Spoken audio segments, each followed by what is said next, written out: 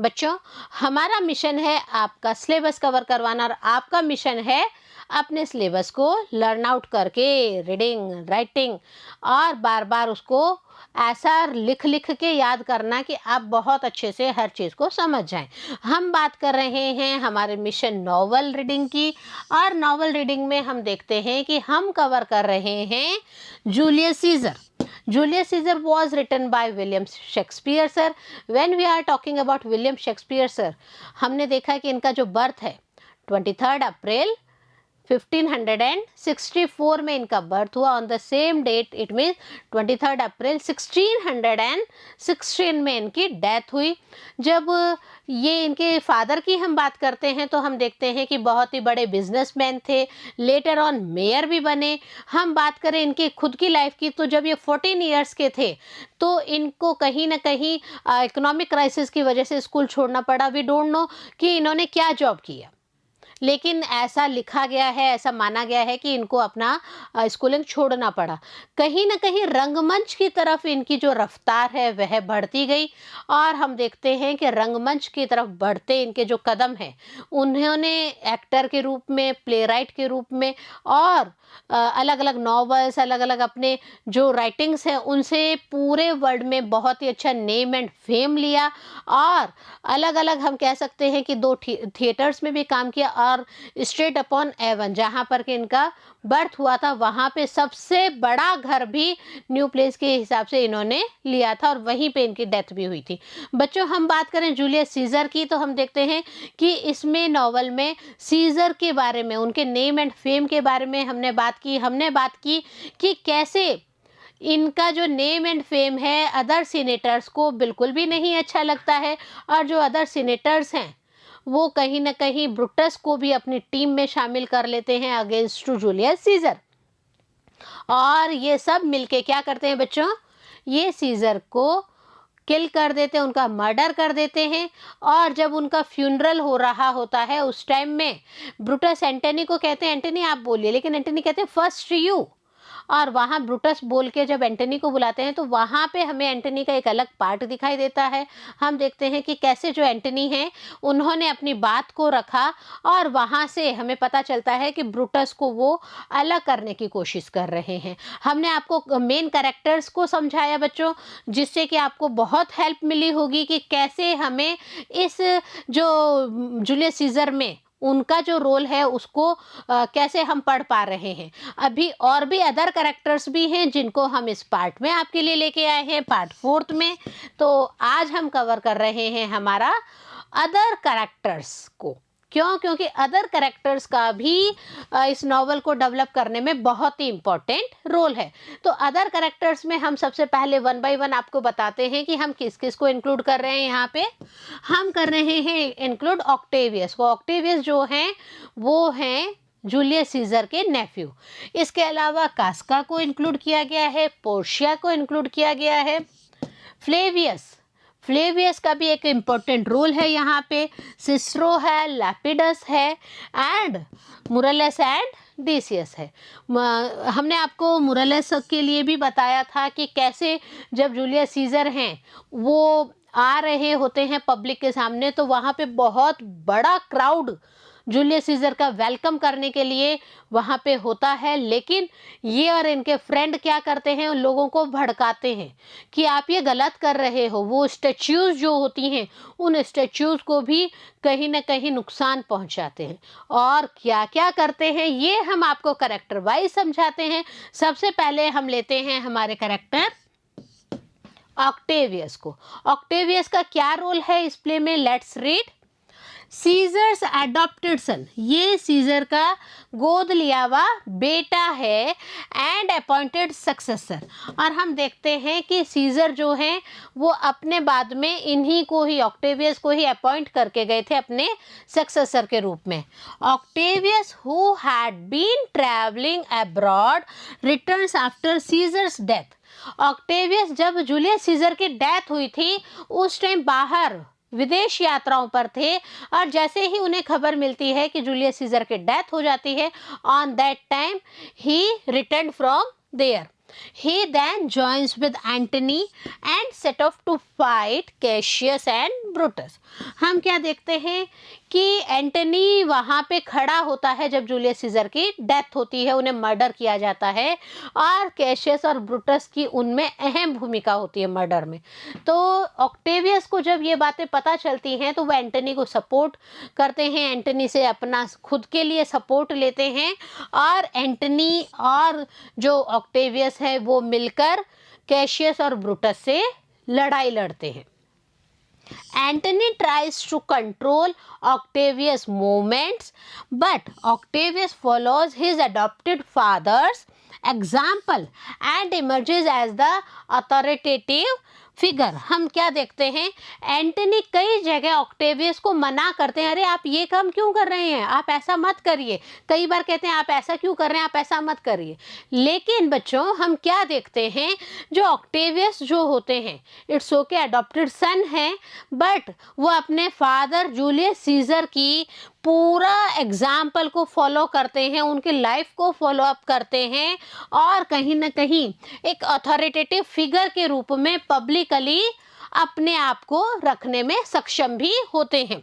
Paving the way for his eventual scissor of the reigns of Roman government. और हम देखते हैं कि इनका एक ही एम होता है, अपने फादर के साथ में क्या होता है कि वो भी चाहते हैं कि जो रोमन की गवर्नमेंट है वो बहुत ही शांतिपूर्वक चले, बहुत ही अच्छे से चले, और जो पब्लिक है उनको कहीं भी कोई भी नुकसान ना पहुंचे। तो ये तो था एडॉप्टेड सन ऑक्टेवियस, जिनको हम कहते हैं कि ये उनके नेफ्यू के रूप में भी हम इनके लिए रीड आउट करते हैं। हमारा जो सेकंड कैरेक्टर है बच्चों वह है कास्का।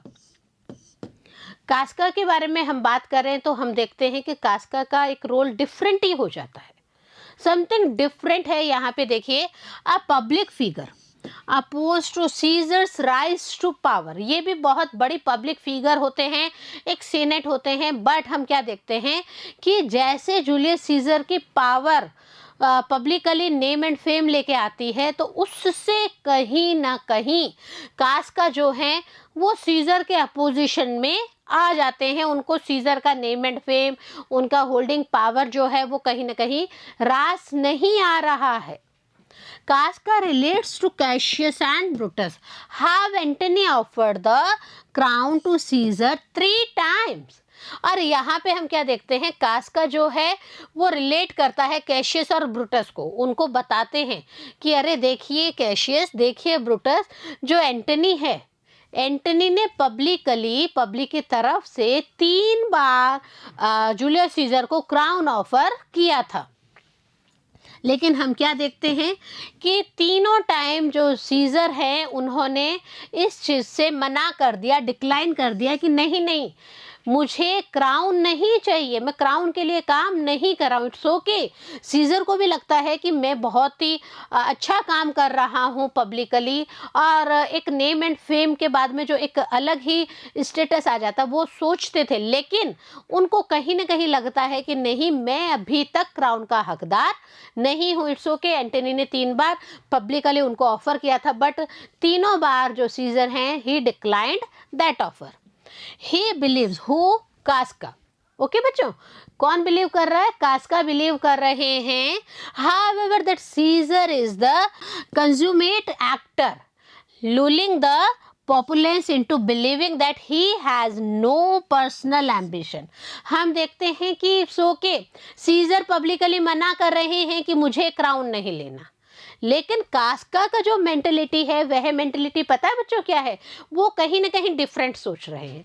उनकी मेंटलिटी है कि जो सीजर है वो कहीं ना कहीं एक एक्टर के रूप में भूमिका अदा कर रहे हैं, भ्रामक रूप से इल्यूजन्स लेके वो कहीं ना कहीं पॉपुलर जो पब्लिक है उनको ये बिलीव करवाना चाहते हैं कि अरे मुझे ऐसा कोई शौक नहीं है नेम एंड फेम का।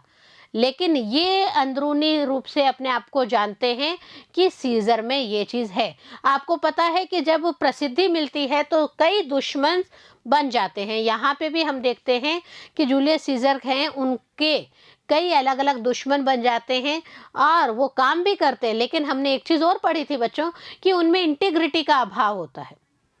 काम कर रहे हैं, मर्डर कर रहे हैं, लेकिन इंटीग्रिटी ना होने, लैक ऑफ इंटीग्रिटी की वजह से वो जो हैं वो चाहकर भी अपनी गवर्नमेंट वहाँ पर नहीं बना पाते हैं। नेक्स्ट कैरेक्टर की हम यहाँ पे बात करते हैं तो हम देखते हैं पोर्शिया के बारे में।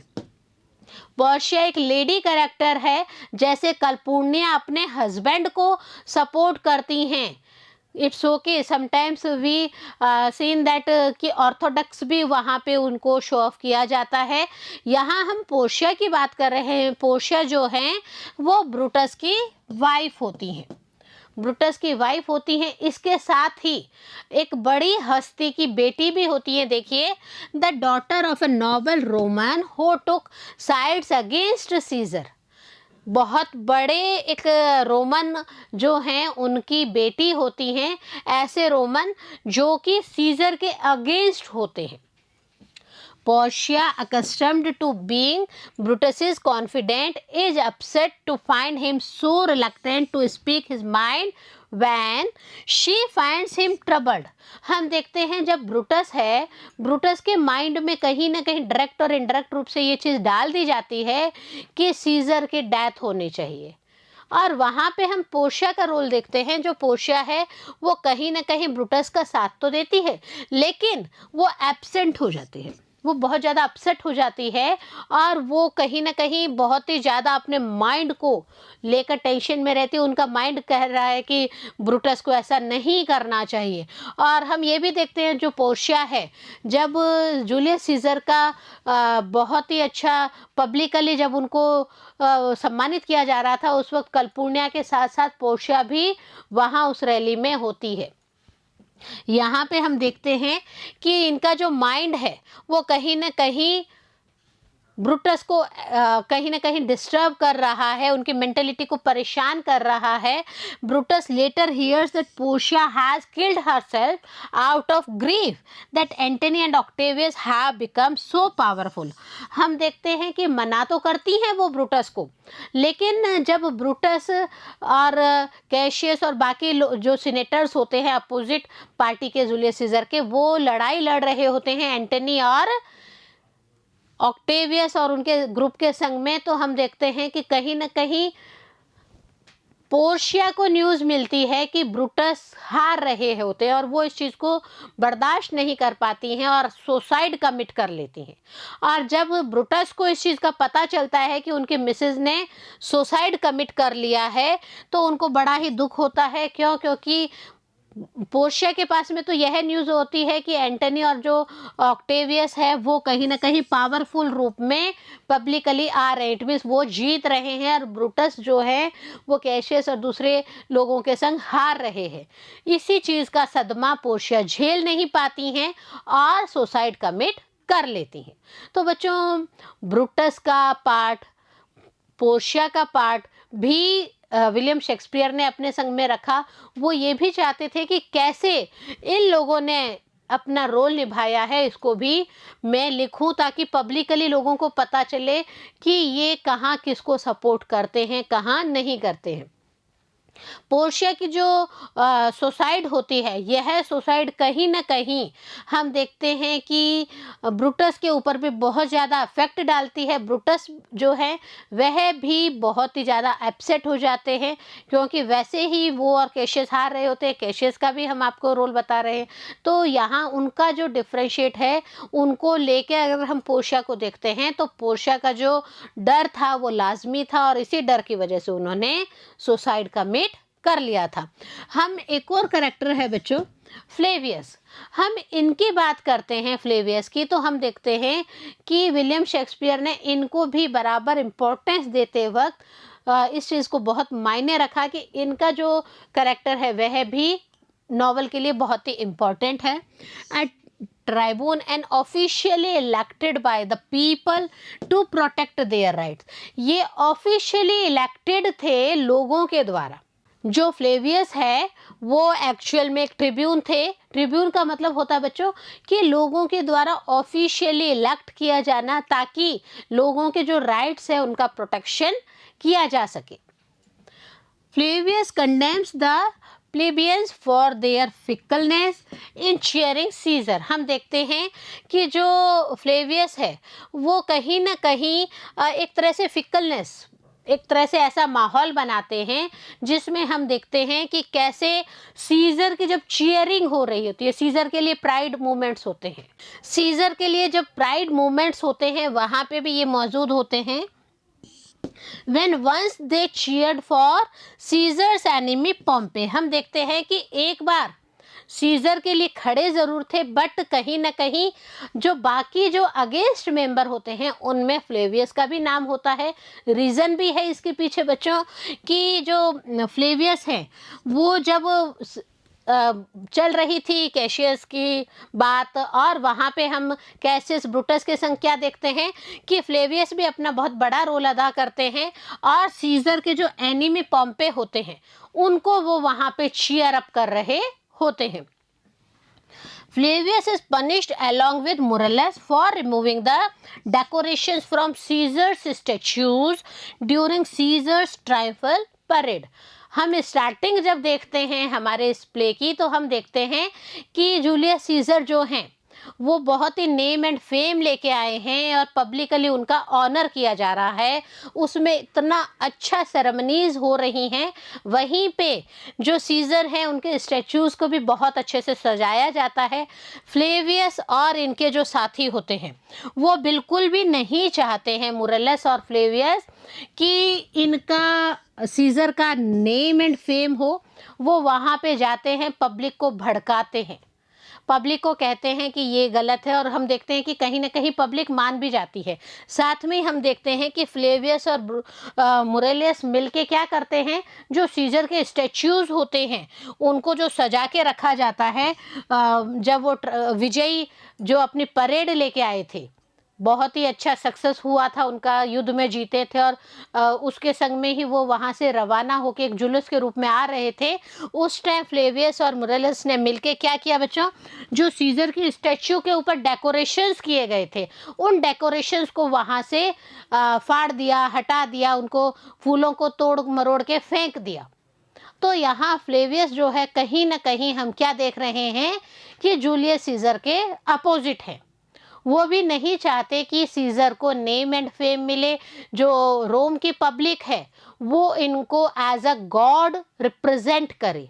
तो ये चीज़ें कहीं ना कहीं सीजर के लिए अपोजिशन में तो था ही था, प्लस हम देखते हैं कि प्ले को डेवलप करने में इनका जो पार्ट था उसमें इनका रोल अगेंस्ट द सीजर हमें दिखाया गया है। अलग अलग रोल्स हम आपको बता रहे हैं बच्चों। इसी में हम नेक्स्ट बता रहे हैं सिसेरो का। सिसेरो का एक अलग रोल है, हम क्या देखते हैं, यह भी कौन होते हैं बच्चों, यह भी रोमन सीनेटर होते हैं। Roman senators renowned for his oratorical स्टिक। ये रोमन सीनेटर हैं और प्लस इनकी बहुत ही ऑरेटोरिकल स्किल के लिए ये फेमस होते हैं। Cicero speaks at Caesar's triumphal parade. और सिसेरो जो है वो पब्लिकली जब विजय जुलूस निकल रहा था जूलियस सीजर का, तो वहाँ पे पब्लिक को ये सिसेरो अपनी बात भी रखते हैं और अपनी बात भी कहते हैं कि कैसे ये विजय जुलूस चल रहा है, कैसा उसमें किसके अंदर युद्ध हुआ और कैसे क्या क्या सीजर के लिए प्लस पॉइंट लेके ये अपनी बात रखते हैं। ही लेटर डाइज, परंतु इनकी भी डेथ हो जाती है। क्यों होती है देखिए बच्चों, at the order of Antony, Octavius and Lepidus. Antony, Octavius और लेपिडस ये एक ग्रुप में शामिल होते हैं। ये कहीं ना कहीं हम कह सकते हैं ब्रूटस, कैसियस और इन सब की पार्टी में होते हैं। बच्चों हम देखते हैं कि एंटनी, ऑक्टेवियस और लेपिडस जो हैं वो जीत हासिल करते हैं और ये कहीं ना कहीं फोर्स करते हैं सिसेरो को कि आप भी मृत्यु को प्राप्त हो जाए, और इनको भी डेथ दे दी जाती है। तो हम देख रहे हैं कहीं ना कहीं जितने भी अपोजिशंस हैं, जो भी अगेंस्ट थे जूलियस सीजर के, उनकी वन बाय वन कोई सुसाइड कमिट करता है और किसी की डेथ कर दी जाती है, उनका मर्डर कर दिया जाता है। एक और करेक्टर है यहाँ पे बच्चों जिनका नाम है लेपिडस। लेपिडस जो हैं वो ऑक्टेवियस और एंटनी के संग मिलकर अपनी बात रख रहे हैं। देखिए यहाँ पे, the third member of Antony and Octavius coalition. एक अलग पार्टी बनी हुई होती है जिसमें एंटनी भी होते हैं, ऑक्टेवियस भी होते हैं, और थर्ड मेंबर के रूप में इसमें शामिल होते हैं लेपिडस। तो इन तीनों का एक समूह है, ये तीनों मिलकर जो एनिमी सीनेटर्स हैं उनके विरुद्ध लड़ाई लड़ रहे हैं। दो Antony has a low opinion of Lepidus, Octavius trust his loyalty. हम देखते हैं एंटनी जो है वो तो कहीं ना कहीं लेपिडस के लिए अपना थोड़ा ओपिनियन को कम ही रखता है, उनको कहीं ना कहीं लेपिडस के लिए पॉजिटिवनेस नहीं आती है। बट हम देखते हैं कि इन्हीं के जो ग्रुप मेंबर हैं ऑक्टेवियस, जो कि अडॉप्टेड सन होते हैं सीजर के, वो लेपिडस की लॉयल्टी पे ट्रस्ट करते थे कि नहीं, लेपिडस जो हैं वो सही हैं, हमारे लिए वो एक वफादार व्यक्ति के रूप में यहाँ पे अपना रोल प्ले कर रहे हैं। तो यहाँ लेपिडस, एंटनी और हम देखते हैं ऑक्टेवियस की जो मिली जुली पार्टी है उसमें हमने लेपिडस का रोल देखा। और अब हम देखते हैं मुरलस का रोल। हमने आपको बताया था कि जब वो विजय जुलूस आ रहा था तो कहीं न कहीं ये पब्लिक को भड़काने का काम कर रहे थे। कैसे कर रहे थे? लेट्स रीड हियर बच्चों। Like Flavius a tribune who condemns the plebeians for their fickleness in cheering Caesar. हम देखते हैं कि जब पब्लिक पूरी सीजर को बहुत ही ज़्यादा प्रेज करने के लिए इकट्ठा हुई हुई होती है विजय जुलूस के रूप में, वहाँ पे जब सीजर आ रहे होते हैं वहाँ पे बहुत बड़ा क्राउड वहाँ पे होता है। उस टाइम हम देखते हैं मुरलेस और जो फ्लेवियस है वो कहीं ना कहीं लोगों को भड़काने का काम कर रहे होते हैं। When once they cheered for Caesar's enemy Pompey, और हम देखते हैं कि फ्लेवियस ने भी पॉम्पे जो कि सीजर के एनिमी होते हैं उनके लिए चीयर अप किया था। सेम मुरलस आल्सो, मुरलस ने भी यही बात की बच्चों। मुरलस भी पता क्या करते थे, वो भी इनके संग मिलके, फ्लेवियस के संग मिलके सीजर के एनिमी पॉम्पे को चीयर अप करते थे कि नहीं, सीजर गलत है, पॉम्पे सही हैं। Murallus and Flavius are punished for removing the decorations from Caesar's statues during Caesar's triumphal parade. और सबसे बड़ी बात है बच्चों, जब ट्राइम्फल परेड आ रहा था, विजय जुलूस आ रहा था, उस विजय जुलूस में जब हम देखते हैं कि कहीं न कहीं कलपूर्निया, जूलियस सीजर, ब्रूटस की पत्नी पोर्शिया और भी कई सारे मेंबर्स जुलूस के रूप में जूलियस सीजर ने जो युद्ध जीता था उसकी खुशियां मनाने के लिए आ रहे थे। वहाँ पे बहुत ज़्यादा सजावट की गई थी। उसी सजावट को फ्लेवियस के संग मिलके मुरलस ने क्या किया, भंग कर दिया। उस स्टैच्यूज के ऊपर डेकोरेशंस किया गया था, उन डेकोरेशंस को वहाँ से हटा दिया, फूल मालाएं तोड़ दी गई, और भी जो अलग अलग वहाँ पे डेकोरेशंस की गई थी उन सबको इन्होंने तहस नहस कर दिया, पब्लिक को इवन वहाँ से भगा दिया। तो ये जो मुरलस का, फ्लेवियस का पार्ट है, ये भी हम देखते हैं सीजर के अगेंस्ट में रोल प्ले कर रहा है। सीजर के अगेंस्ट में इनका भी एक पार्ट है। एक और करेक्टर है यहाँ पे डेसियस। हम डेसियस की बात करते हैं बच्चों तो हम देखते हैं कि डेसियस जो है a member of the conspiracy, ये कॉन्स्पिरेसी के मेंबर होते हैं। Decius convinces Caesar that Calpurnia misinterpreted her dire nightmares and that in fact no danger awaits him at the Senate। जब कैलपुर्निया कहीं ना कहीं जूलियस सीजर को रोकती हैं कि देखिए आज आप इड्स ऑफ मार्च में मत जाइए, उस टाइम वो बताती हैं कि देखिए मुझे बहुत डरावने सपने आ रहे हैं, और शकुन और अपशकुन की जो बात की जाती है वहाँ पे वो अपनी बात को उस वे में भी रखती हैं कि देखिए ये अपशकुन हो गया है, इसलिए आपको इड्स ऑफ मार्च में नहीं जाना चाहिए। उस समय जो डेसियस है वो क्या कहते हैं, वो जूलियस सीजर को कहते हैं कि नहीं नहीं, ऐसा कुछ भी नहीं है, मैडम को जो सपना आया है वो कहीं ना कहीं कुछ भी नहीं है, it's only a nightmare, not more than nightmare. और वो कहीं ना कहीं तैयार कर लेते हैं जूलियस सीजर को कि वो सीनेट में ज़रूर जाएं। और वो उनको बता भी देते हैं। एक चीज़ और बोलते हैं कि नहीं नहीं, ये जो कलपुर्निया इनको जो सपना आ रहा है उनको आप मत करिए। क्यों? क्योंकि आपके लिए सीनेट में कहीं कोई डेंजर, कहीं कोई खतरा आपका इंतजार नहीं कर रहा है। Decius leads Caesar's right into the hands of the conspirators। और हम यहाँ पे डीसीएस के रोल को देखते हैं बच्चों। हम देखते हैं कि कैसे कैसियर और डिलीशियस जो हैं वो कहीं ना कहीं कॉन्स्पिरेटर्स का काम कर रहे होते हैं, और वो चाहते थे कि जूलियस सीजर सीनेट में आए और कहीं ना कहीं ये सिचुएशंस क्रिएट हो जहाँ पे हम देखते हैं कि उनका मर्डर कर दिया जाता है। तो ये डीसीएस की भूमिका भी कहीं ना कहीं अपोजिशन में होती है। जब कलपुर्निया के द्वारा कहा जाता है कि आप आज मत जाइए सीनेट में, तो बार बार ये क्या कहते हैं, नहीं नहीं सर, मैडम को कहीं कोई गलतफहमी हो रही है, इनके सपने कहीं ना कहीं गलत हैं, आपके लिए तो सीनेट में कोई खतरा ही नहीं है।